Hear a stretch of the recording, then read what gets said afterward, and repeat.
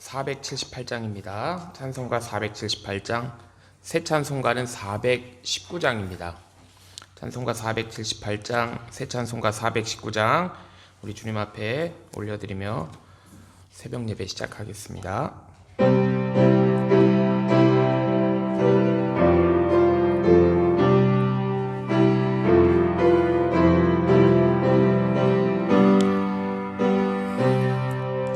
주 날개민 내가 편안히 쉬네.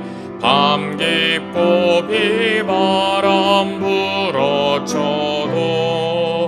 아버지께서 날 지키시리니 거기서 편안히 쉬리로다. 주 날개민 즐거워라.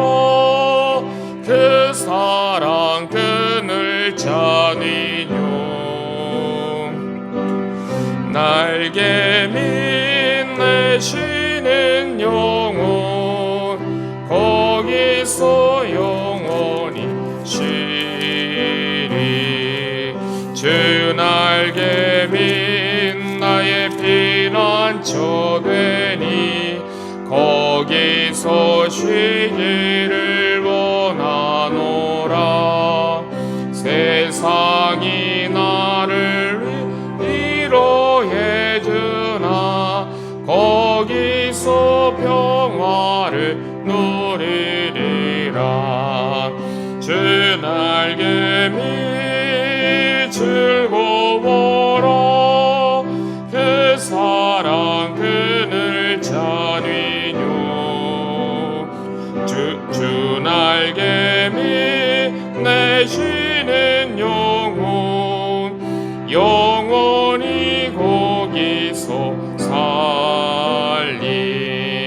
주 날개 밑 참된 기쁨이 있네. 고달픈 세상 길 가는 동안 나 거기 숨어 돌보심을 받고 영원한 안식을 얻으리라. 주 날개 밑 즐거워라. 그 사랑 끈을 짜니뇨. 주 날개 빛내시는 영혼 영원히 거기서 살리. 사도신경으로 신앙고백 드리시겠습니다. 전능하사 천지를 만드신 하나님 아버지를 내가 믿사오며 그 외아들 우리 주 예수 그리스도를 믿사오니 이는 성령으로 잉태하사 동정녀 마리아에게 나시고 본디오 빌라도에게 고난을 받으사 십자가에 못 박혀 죽으시고 장사한 지 사흘 만에 죽은 자 가운데서 다시 살아나시며 하늘에 오르사 전능하신 하나님 우편에 앉아 계시다가 저리로서 산자와 죽은 자를 심판하러 오시리라. 성령을 믿사오며 거룩한 공예와 성도가 서로 교통하는 것과 죄를 사하여 주시는 것과 몸이 다시 사는 것과 영원히 사는 것을 믿사옵나이다. 아멘. 하나님 아버지 감사합니다. 지난밤에도 주의 은혜 가운데 지켜주시고 오늘 또 주님께서 은혜로 허락하신 하루를 시작하며 또 주님 앞에 나와 예배드리게 하시니 감사드립니다.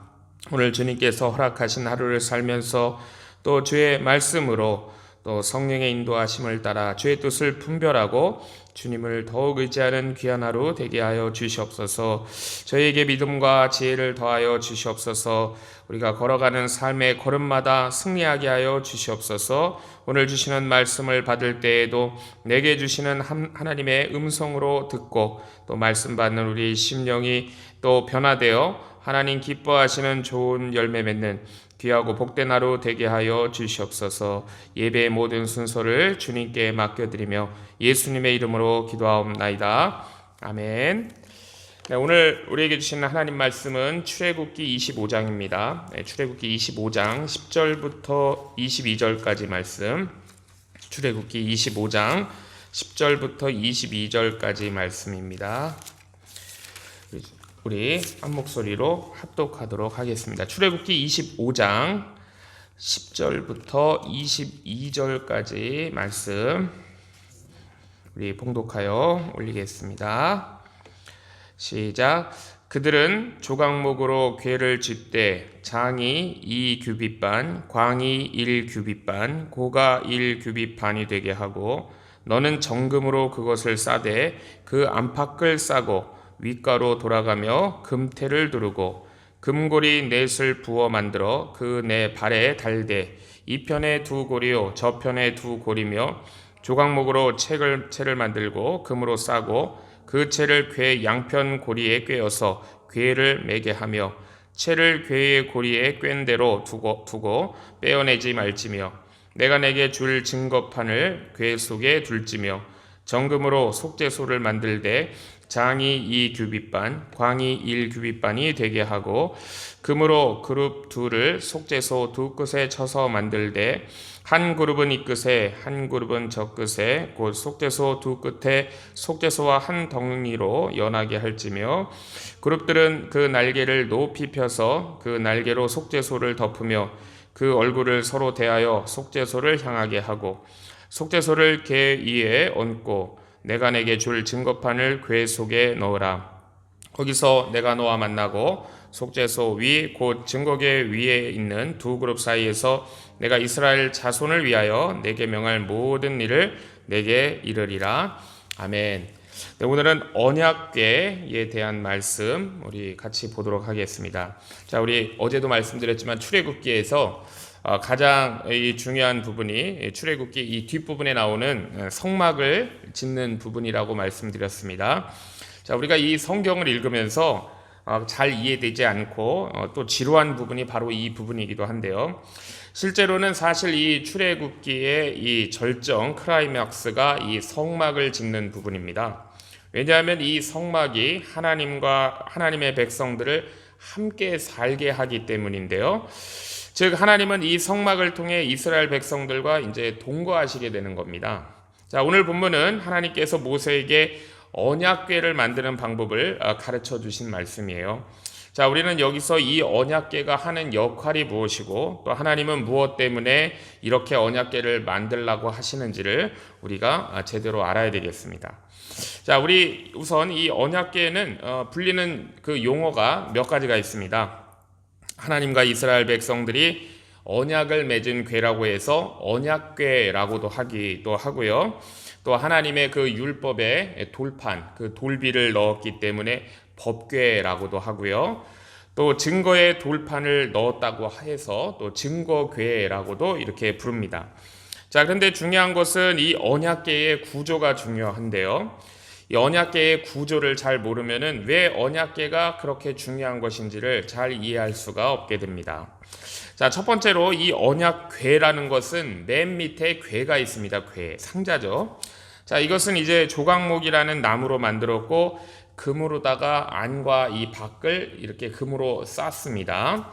자, 그리고 이 안에는 이제 모세의 두 돌판을 보관했고요. 나중에는 여기다가 만나 항아리와 그 다음에 아론의 쌍난 지팡이를 보관했습니다. 자, 그런데 여기서 가장 중요한 것은 이 모세의 두 돌판이에요. 자, 그리고 두 번째가 뭐냐면 이 궤는 밑에 궤가 있고 위에 뚜껑이 있습니다. 자, 역시 이 뚜껑도 금으로 만들어서 덮었는데 이 뚜껑의 이름을 속죄소라고도 부르고요. 또 시은소라고도 부릅니다. 속죄소, 시은소. 자, 어떤 곳에서는 우리 성경을 보면은 시은좌라고 나오기도 하는데요. 사실 이스라엘 백성들이 살게 되는 것은 이 뚜껑 때문입니다. 하나님께서 대제사장으로 하여금 1년에 한 번씩 어린 양의 피를 가지고 지성소에 들어가서 이 시은소에, 속죄소에 그 피를 뿌리게 했습니다. 그러면 하나님이 그 피를 보시고 이스라엘 백성들의 죄를 없는 것으로 하나님이 그렇게 여기신다고 하셨어요. 그들의 죄를 심판하지 않고 용서하시고 은혜로 채워주셨던 것입니다. 자, 그래서 이 속죄소라고 하는 이 뚜껑은요, 그냥 단순한 그 언약궤의 뚜껑이 아니고 이스라엘 백성들의 죄를 덮어버리는 은혜의 뚜껑, 이것이 속죄소 또 시은소라는 것이죠. 그래서 이 뚜껑이 만약에 없어지거나 이 뚜껑에 그 피가 없으면은 이스라엘 백성들은 하나님의 진노의 심판으로 멸망당할 수밖에 없게 되는 거예요. 한 번은 우리가 성경을 읽어보면 이스라엘 백성들이 엘리 제사장 때 이 언약궤를, 이 뚜껑을 블레셋 사람들에게 이제 빼앗긴 적이 있습니다. 자, 그런데 이 블레셋 사람들이 이제 간이 커가지고 이 뚜껑을 열어봤어요. 자, 그래서 하나님의 재앙으로 인해서 이제 무서운 전염병에 돌아가지고 많은 블레셋 사람들이 죽었습니다. 자, 이 언약궤의 뚜껑이 열린다는 것은 뭐랑 똑같은 거냐면은 이 원자로에서 방사능이 유출되는 것과 같이 엄청난 일입니다. 자, 그리고 이제 이 언약궤의 세 번째는 이 뚜껑 위에 붙어 있는 두 그룹, 이제 천사들이에요. 두 그룹이 있습니다. 천사들이 있는데 원래 하나님께서 이스라엘 자손들에게 하나님의 형상을 만들지 말라고 하셨고 어떤 형상도 만들지 말라고 하셨잖아요. 자, 그런데 이 그룹 천사는 이 형상은 하나님께서 만들라고 하신 형상이에요. 자, 이 그룹 천사는 하나님 옆에 서서 지키는 이 천사를 의미합니다. 자, 그래서 이제 어떤 악한 자들도 접근하지 못하도록 이제 하나님의 곁을 지키는 그런 천사들인데 하나님은 이 그룹 천사의 모습을 만들라고 허락하신 형상이에요. 자, 그리고 이 지성소 안에 우리가 이제 나중에 뒤에서 말씀해서 보겠지만 이 지성소 안에는 이 휘장들이 있는데 이 천사의 모습이 또 거기에 수놓아져 있습니다. 자, 그건 마치 이 그룹 천사가 하나님을 옆에서 수종드는 것처럼 실제로 이 하나님이 언약궤 뚜껑 위에 계신다는 것을 이스라엘 백성들로 하여금 느끼도록 하기 위한 것이죠. 원래 하나님은 하늘 보좌에 계신데 이 작은 언약궤 위에 실제로 계시는 거예요. 거기서 말씀하신다고 하잖아요. 자, 거기서 이스라엘 백성들을 만나주시고 그들에게 거기서 하나님의 생명의 말씀을 주신다고 하십니다. 자, 그런데 이 언약궤의 재료를 한번 살펴보면은 재료는 두 가지입니다. 하나는 이 조각목이라는 나무가 쓰이고요. 다른 하나는 이 정금, 황금이 쓰입니다. 그래서 오늘 본문 10절에서 11절을 보면 이렇게 말씀하고 있습니다. 그들은 조각목으로 궤를 짓되 장이라는 건 길이죠. 이 길이가 2규빗반, 2규빗반이고 이 너비는 1규빗반. 그 다음에 고라는 건 높이죠. 이것이 1규빗반이 되게 하고 너는 정금으로 그것을 싸되 그 안팎을 싸고 윗가로 돌아가며 금태를 두르라라고 했습니다. 이 규빗이라는 길이가 사람 이 팔뚝 정도의 길이에요. 뭐 한 50cm 될까요? 이 팔뚝 정도의 길인데 그러니까 우리가 이 크기를 가늠할 수 있죠. 2규빗반, 1규빗반, 1규빗반. 그래서 직육면체가 되는 이런 상자입니다. 자, 그리고 여기 이제 재료 중에 이 조각목이라는 게 있는데 조각목이라는 것은 오늘날 그냥 편한 용어로 우리가 바꾸면 아카시아 나무 같은 거예요. 그러니까 이것이 어떤 가구를 만든다든지 무엇을 만들기에는 아주 좋지 않은 그런 가장 좋지 않은 목재라고 할 수 있습니다. 저도 이제 어렸을 때 저 사는 곳에 아카시아 나무가 많아가지고 이 아카시아 나무가 쓸 데가 없거든요. 이거 나오면 그냥 다 베버렸는데 이거를 이제 장작으로 이렇게 땔감으로 사용한 적이 있었습니다. 그때 이 아카시아 나무가 얼마나 좋지 않은 나무인지 제가 장작을 패면서 느꼈는데 이 나뭇결이요 완전히 비비꼬여 있어요. 그게 얼마나 이 나뭇결이 또 이게 질기고 단단한지 도끼로 패지지도 않습니다. 이 도끼로 패다가 잘못하다가 다리를 찍을 뻔한 적도 있습니다. 자, 아마 이스라엘 백성들이 이 조각목으로 궤를 만들면서 무슨 생각을 했을까요? 와, 이 나무는 정말 성질이 고약하다라는 생각을 많이 했을 것입니다. 자, 우리가 이 언약궤를 보면서 이제 이 말씀을 보면서 우리가 감동받는 부분이 뭐냐면 하나님께서 이런 재료들을 통해서 이스라엘 백성들에게 어떤 교훈을 주시려고 하신다라는 것을 우리가 알 수 있습니다. 자, 그 교훈은 크게 두 가지라고 얘기할 수 있는데 하나는 이 좋지 못한 나무, 이 비비 꼬인 이 조각목을 잘 다듬어서 궤를 만들게 하신 후에 이걸 안팎으로 황금으로 입히신다는 거예요. 그래서 원래 그 나무의 좋지 않은 모습은 전혀 보이지 않게 하시고 완전한 황금의 모습만 보이게 해주신다는 겁니다. 자, 그리고 또 다른 하나는 뭐냐면 하나님은 이 황금으로 입힌 궤를 위에 있는 이 그룹 천사의 상과 하나가 되게 하신다는 거예요. 자, 우리는 이 두 가지 의미를 잘 알기만 해도 이 말씀을 통해 큰 은혜를 받을 수가 있습니다. 자, 첫 번째는 하나님은 이 궤를 통하여 이스라엘 백성들이 모두 하나님의 말씀으로 변화되기를 원하신다라는 걸 알 수가 있는 거예요. 언약궤 안에는 이 모세의 두 돌판이 있는데 이 돌판에는 이스라엘 백성들을 변화시키는 돌판이에요. 자, 이스라엘 백성들의 본성은 완전히 이 조각목, 아카시아 나무와 같습니다. 자, 우리가 아카시아 나무 그러면은 초여름에 그 꽃이 활짝 펴가지고 향기를 날리는 아카시아 꽃이 아니고 정말 비틀어질 대로 비틀어지고 비비 꼬일 대로 꼬여서 정말 하나님의 말씀에는 죽어라고 순종하지 않는, 또 고집은 얼마나 센지 그야말로 이 도끼날도 들어가지 않는 그런 고집스러운 자들인데, 자, 이 하나님의 말씀으로 변화되어 가지고 하나의 상자로 빚어지는 거예요. 자, 우리가 이제 또 나중에 보겠지만 성전을 만들 때 이쪽 벽과 저쪽 벽이 이렇게 만나가지고 하나가 되는 것처럼 이 조각목 조각들이 이렇게 만나가지고 합쳐져서 하나가 될 때 하나님께서 그들의 안팎을 황금으로 덮으셔가지고 영광스럽게 해주신다는 거예요.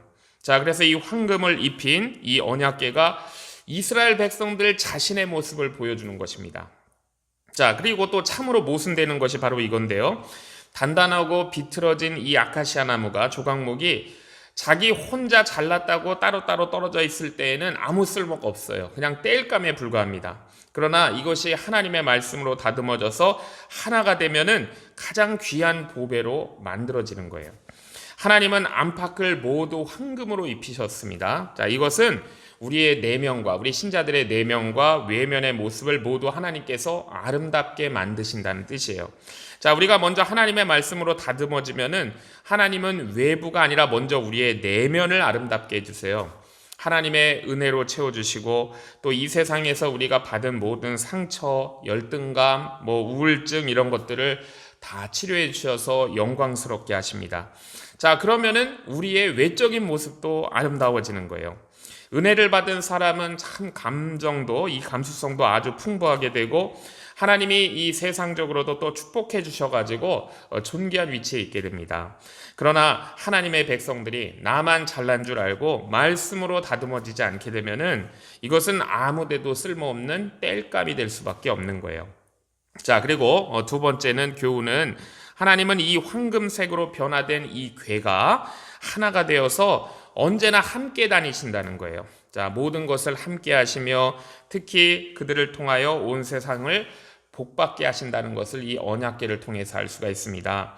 자, 이 언약궤와 하나님의 그룹 천사는 이 뚜껑을 통해서 하나로 붙어 있어요. 이 뗄래야 뗄 수가 없습니다. 항상 같이 다녀야 돼요. 자, 그래서 이 궤가 언약궤이고 증거궤인 거예요. 자, 즉 하나님의 백성들이 하나님의 말씀을 붙들면 하나님과 하나가 된다는 것입니다. 자, 우리가 하나님과 하나가 될 때 하나님의 능력이 우리를 통해 나타나게 되는 거예요. 자, 그리고 하나님은 우리에게 오는 모든 어려움을 막아주시고 보호해 주시고 하나님이 책임져 주십니다. 자, 그래서 우리도 이 광야 같은 세상을 우리가 살아남을 수 있는 길이 무엇인가? 우리가 하나님의 말씀을 통해서 하나님과 딱 달라붙어 있는 것이죠. 자, 우리 또 12절에서 15절 말씀을 한번 보면은요, 금고리 넷을 부어 만들어 그 네 발에 달되 이 편에 두 고리 저편에 두 고리 조각목으로 채를 만들고 금으로 싸서 그 채를 궤 양편 고리에 꿰어 매게 하며 채를 궤의 고리에 꿰은 대로 그대로 빼어내지 말라라고 했습니다. 자, 이 하나님의 언약궤는 하나님의 보좌를 의미해요. 하나님의 보좌. 보통 우리가 이 왕의 보좌라고 하면은 우선 높은 대리석, 이 대리석 계단을 생각하고요. 그 위에 황금으로 만든 보좌가 있고 그 발 아래에 왕의 발등상을 생각합니다. 자, 솔로몬의 보좌가 그런 식으로 만들어져 있었어요.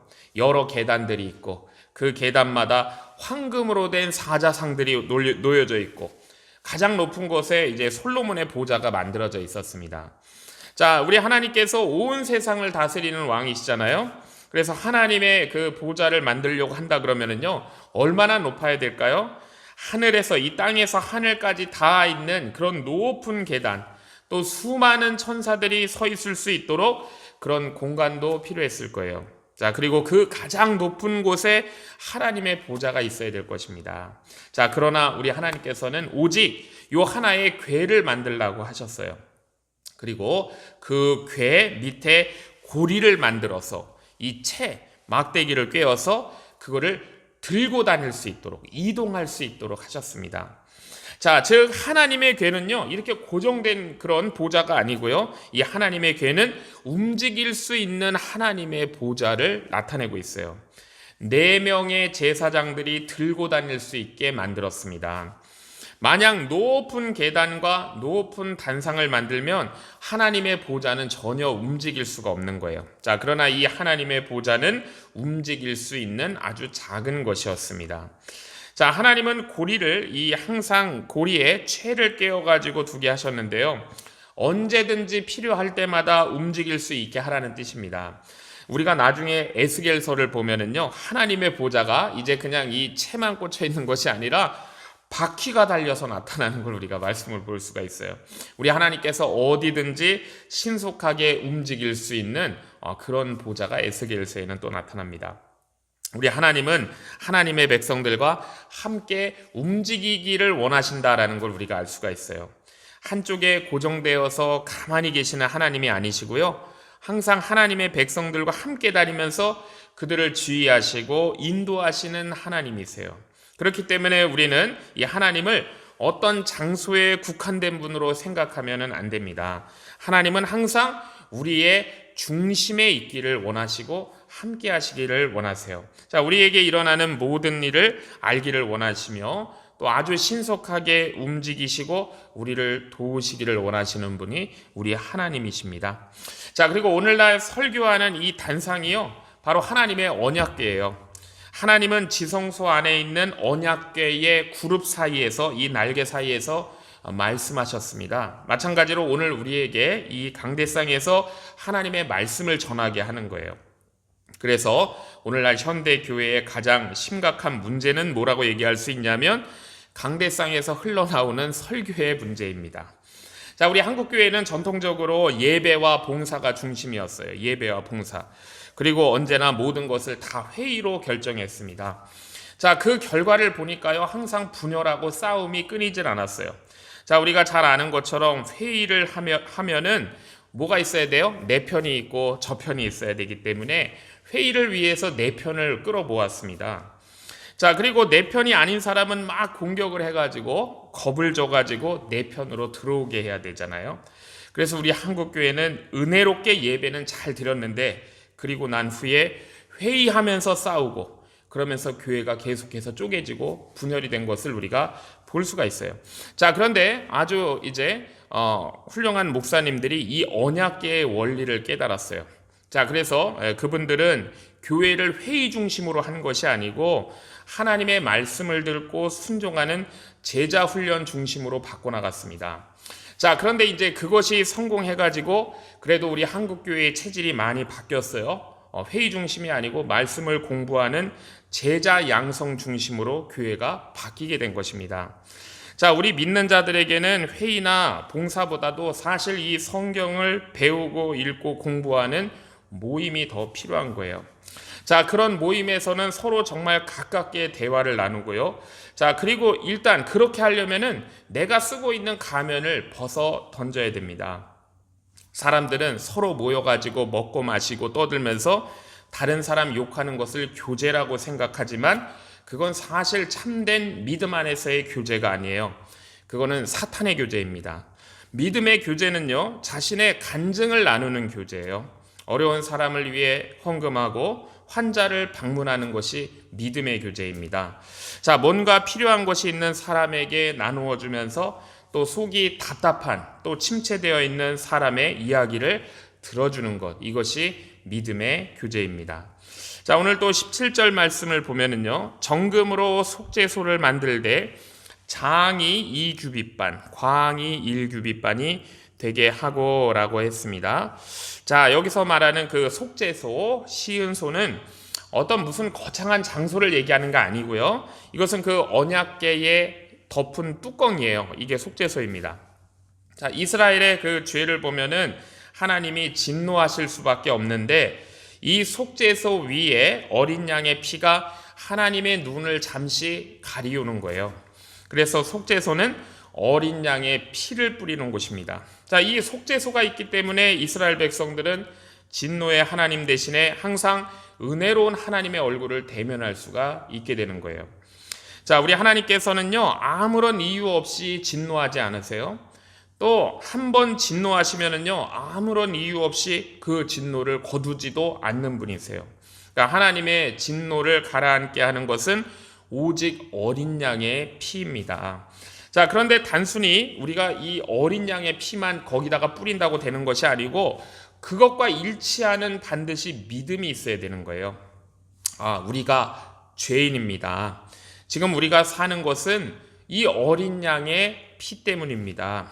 자, 우리의 힘이 닿는 한 이제 우리는 죄를 멀리하겠습니다. 하나님의 말씀대로 살겠습니다. 자, 우리가 그 피를 뿌리고 거기에 맞는 이런 믿음의 결단이 있고 실천이 있을 때 그때 하나님께서 우리를 속죄해 주시는 거예요. 자, 그런 마음의 중심은 없고 형식적으로 피만 뿌린다 그러면 그거는 하나님을 속이는 것밖에 되지 않는 것입니다. 자, 어린 양의 피가요, 무슨 힘을 갖는 건 아니에요. 하나님의 눈을 가리는 효과가 있는 것입니다. 하나님의 진노를 가리는 것은 어린 양의 피밖에 없는 거예요. 자, 다른 어떤 것으로는 하나님의 진노를 끌 수 없다는 것을 우리가 보게 됩니다. 왜냐하면 어린 양의 피는 하나님께서 직접 우리에게 주신 약속이기 때문이에요. 이 어린 양의 피는 하나님 자신의 표시이십니다. 하나님의 심판대 앞에 섰을 때 우리의 영원한 운명을 결정하는 그런 가장 중대한 순간에 정말 하나님의 불같은 진노의 심판 앞에서 어린 양의 피가 우리의 위치와 우리의 운명을 바꿔버리는 거예요. 자, 영원한 심판대 앞에서 우리의 구원은 보장되어 있습니다. 자, 사람들이 쌓아놓은 재물이나 어떤 지식은 그때에는 아무 도움이 되지 못하는 거예요. 자, 모든 것이 더욱더 무서운 진노를 불러올 뿐입니다. 자, 그러나 우리 그리스도의 피를 믿는 사람은 그 순간에 심판을 면하는 보장이 하나님으로부터 약속되어 있어요. 자, 우리가 어떻게 해서 거룩해질 수 있는가? 예수님은 제자들의 이 발을 씻기신 후에 이제 목욕하는 것과 발 씻는 것의 비유 말씀을 주셨잖아요. 목욕이라고 하는 것은 우리가 예수님의 피로, 예수님의 보혈로 한 번 죽었다가 다시 살아나는 것을 의미하고요. 자, 그리고 우리는 미도도 언제나 그렇지만은 발이나 손에 때가 끼게 되어 있어요. 몸에서 냄새가 나게 되어 있습니다. 그래서 우리는 정말 숨을 쉬는 것처럼, 우리가 밥을 먹는 것처럼 하나님 앞에서 우리의 죄를 자복해야 돼요. 그래서 죄 용서함을 받아야 됩니다. 결국 하나님 앞에서 정직한 사람만이 이 속죄소의 축복을 받을 수 있다라는 것을 우리가 말씀을 통해 보게 됩니다.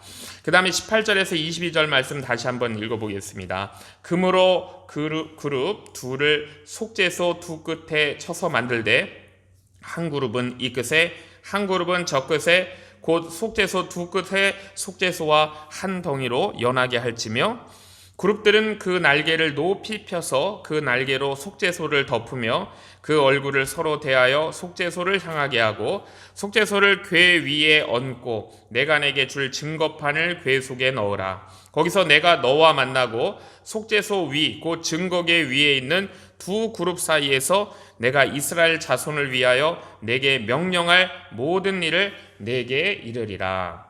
하나님을 위하여 어떤 형상도 만들지 말라고 하신 하나님께서 두 천사의 형상을 만들도록 하신 거예요. 자, 이것은 실제로 죄인들의 접근을 막는 하나님의 천사입니다. 그러니까 우리가 창세기를 보면은 범죄한 두 사람이 에덴 동산에서 쫓겨난 후에 두루 도는 화영검과 천사로 그 길을 지키게 하셨다고 거기 말씀이 나오잖아요. 자, 그렇기 때문에 어린 양의 피 없이는 어느 누구도 하나님의 보좌 앞으로 나아갈 수가 없는 거예요. 오직 하나님이 내려주신 only one의 하나의 길만 있을 뿐입니다. 자, 그것은 말씀으로 변화된 인격으로 우리가 속죄소를 통하여 하나님과 하나 되는 거예요. 연합하는 것입니다. 자, 두 그룹이나 그 속죄소나 또 법궤나 모두 한 덩어리라는 것을 우리가 기억해야 돼요. 이것이 따로따로 움직이지 않습니다. 우리가 영광의 하나님 앞으로 나아갈 수 있는 방법은 오직 어린 양의 피로 하나님과 그 백성이 하나로 연합하는 길밖에 없는 거예요. 우리 하나님은 영이시기 때문에 장소에 제한되지 않으십니다. 그러나 하늘의 보좌에서 수천의 천사들과 성도들과 함께 온 세상을 다스리세요. 그 하나님께서 바로 그 천사들 사이에서 모세에게 말씀하시는 하나님이십니다. 자, 오늘날 하나님은요, 우리의 인격을 이 보좌로 삼겠다고 말씀하시는 거예요. 우리의 변화된 인격. 자, 가장 거룩한 곳은 어떤 장소적인 개념이 아니고 우리 신약 성도에게는 우리 안입니다. 우리의 인격 안이 가장 거룩한 장소가 돼야 돼요. 저 영광의 하나님께서 우리 안에서 우리와 함께 만나는 거예요. 그리고 우리를 통하여 온 세상에 하실 것을 말씀하시겠다고 약속하십니다. 자, 하나님의 말씀이 있는 곳에 바로 하나님의 거룩한 지성소가 있는 거예요. 자, 우리는 지금 하나님의 지성소에서 하나님의 말씀을 듣고 있습니다. 자, 이 위에는요, 이 하나님의 거룩한 천사의 날개가 덮고 있는 거예요. 이 구름. 자, 악한 사탄의 세력이 우리를 공격할 수가 없는 것입니다. 자, 우리가 예배 전에 부른 찬송가에 주 날개 및 내가 편안히 쉬네라는 가사가 있잖아요. 주 날개 및 내가 편안히 쉬네. 하나님께서 우리를 주 날개 밑으로 인도하시기 위하여 하나님의 독생자를 아끼시지 않으셨다는 것을 우리가 기억해야 됩니다. 그리고 그 사랑에서 우리를 끊을 수 있는 것은 아무것도 없는 거예요.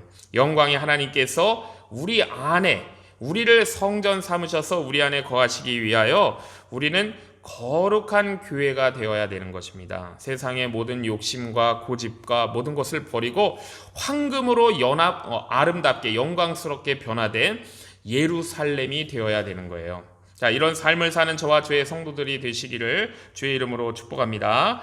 기도하겠습니다. 하나님 아버지, 오늘도 우리를 말씀을 통하여 하나님의 지성소로 불러주심을 감사드립니다.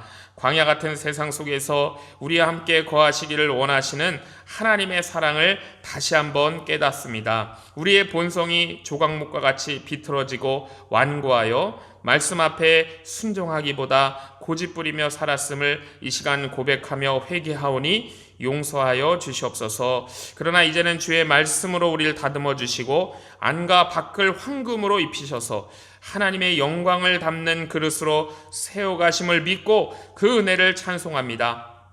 속죄소 위에 뿌려진 어린 양의 피로 우리의 모든 죄를 덮어주신 은혜를 찬양합니다. 그러나 이제는 우리의 의가 아니라 오직 그리스도의 보혈로 살게 하시고 날마다 주님 앞에 우리의 죄를 자복함으로 정직하고 깨끗한 심령으로 주님 앞에 서게 하여 주시옵소서. 주의 성령께서 저희를 정결케 하시고 새롭게 하여 주시옵소서. 또한 우리의 삶의 자리마다 주님이 함께 하시며 말씀으로 인도받는 삶을 살게 하시고 우리를 두신 가정과 교회와 일터에서 하나님의 임재가 머무는 거룩한 처소 되게 하셔서 우리의 인격이 주님의 보좌 되게 하시며 우리를 통해 주의 생명과 은혜가 우리를 두신 곳에 흘러 넘쳐가게 하여 주시옵소서. 예수님의 이름으로 기도하옵나이다. 아멘. 하늘에 계신 우리 아버지여, 이름이 거룩히 여김을 받으시오며 나라가 임하시오며 뜻이 하늘에서 이루어진 것 같이 땅에서도 이루어지이다.